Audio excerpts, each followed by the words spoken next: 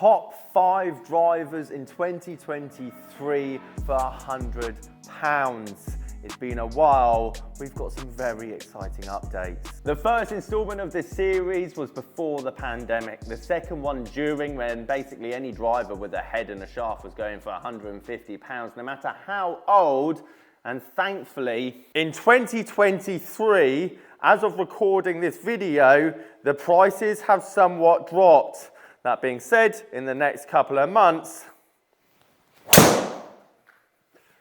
that probably will change. Meaning if you're looking to upgrade your driver or change to something that's a bit different, now is the time. A lot more golfers that don't play through the winter or all year round are going to be looking to obviously do the same, and the prices, all of these second-hand clubs are slowly going to rise. So now is the time to act, and this is arguably the best list that I've been able to put together, as we haven't had such an influx of golfers like we did throughout the pandemic. So just like the other videos, I'm going to have 5 categories. We're going to have distance, forgiveness, the modern driver, a unique driver, and then my overall choice for you guys to put in your bag for around £100. So starting at the top, distance. I've waited an incredibly long time, and there's no wonder this driver has held its price for so long, as it kind of started that whole high launch low ball generation. It went in the God tier when I ranked drivers last year, and that's the Callaway Great Big Bertha Epic. Now, finding one of these in decent condition is going to be relatively difficult, as they do wear away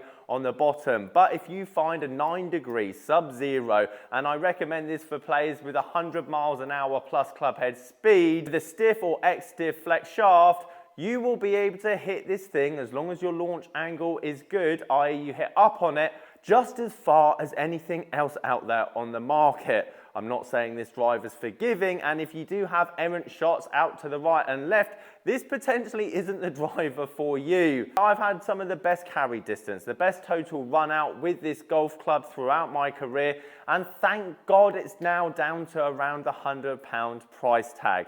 Just like all of these golf clubs, you're going to find these for around £100 when they come to auction, as not many people are looking for them. But with a bit of patience and timing, you will be able to find the Callaway Great Big Bertha Epic for around £100 in my distance category. And at number 2, just like any popular driver, holding its value is a testament to how good the driver actually is, as this driver actually ticked the box for my first ever series when it came to forgiveness. It was around £100. It then went up to £220 throughout the pandemic, and now it's back down to £100, and I just can't overlook it when it comes to the Ping G series driver. Potentially you'll be able to find a Ping G 400 driver as well for around 120 to 140, but the whole point is me finding accessible drivers, with a lot of them out there, for around this price tag. And when it comes to forgiveness, personally, I think Ping is one of the best.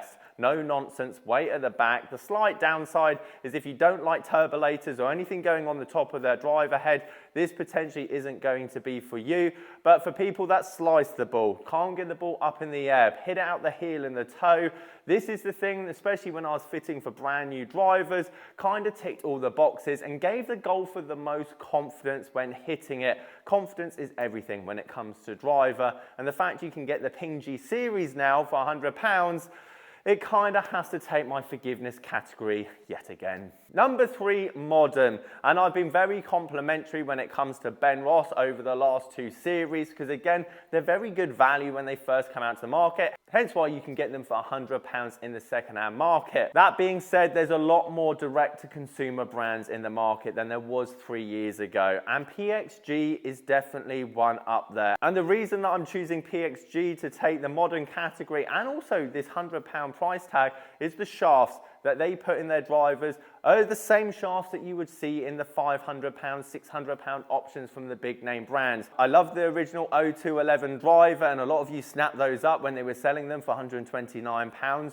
when they brought this bad boy out, and I'm currently using the 0211 Gen 2 driver in my bag at the moment because it's got a 9-degree head and it's got an X-stiff flex shaft, i.e. it's going to be suited to me. It's well-rounded, it's forgiving, it's adjustable, and as I said, you could probably just buy one of these for £100, £110 and sell the shaft for £70, meaning it's got overall good value and it's going to hold its value around £100 for quite a while. meaning you could buy it, play with it for this season, and then probably sell it for the exact same amount of money. The unique category, I've gone off on a tangent. Originally, we said the Night Vapor in Series 1. Series 2, I talked about the TaylorMade Aero Mini Driver, and to be perfectly honest, both of those options, again, you could go for in the unique category for under £100.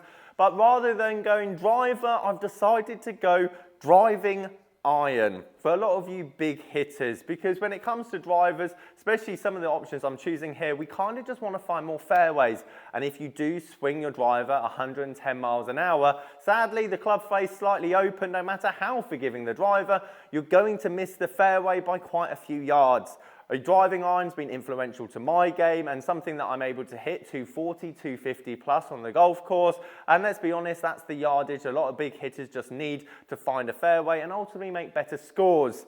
The Srixon ZU85, or potentially if you can find the newer versions like the ZX driving iron, for around £100, I highly recommend. The reason I like the Srixon driving iron more than most is that it does look slim from the top. It doesn't look chunky like your Ping G Series crossover, but it's got tons of weight behind it. It's got tons of forgiveness. The balance, the feel, out the center, but also out the heel and toe, which I'm very familiar with, still gives you enough power. For someone that has a relatively high club head speed, this driving iron has saved tons of shots for me out on the golf course, and having something a bit different, a bit out there, not a huge brand, even though very well known, I've always liked this tool in the back of the bag, and the fact you can get it now for £100, I think it's something that I'm going to be putting in my bag for the rest of this season. And then lastly, a rather exciting one, my overall category, and I'm sticking with the same brand because it's very versatile, and I can basically give you this model and you can choose whether you want ultra beginner